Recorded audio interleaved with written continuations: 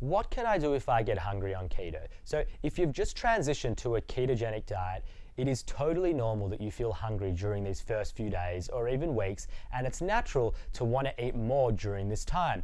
Your body is still adjusting, and once you become keto adapted, it will start using fat to burn as ketones, and effectively will reduce your appetite considerably. So distracting yourself from food and finding alternative sources of entertainment and positive emotions will also naturally stop you from thinking about food.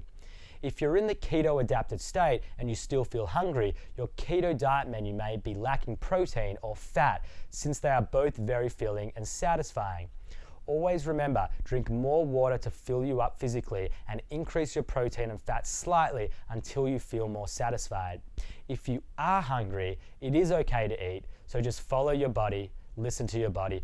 For example, women may feel more hungry at different times in the menstrual cycle. Just remember guys, trust your body and beware of carbs. Craving sweets is an addiction, not hunger.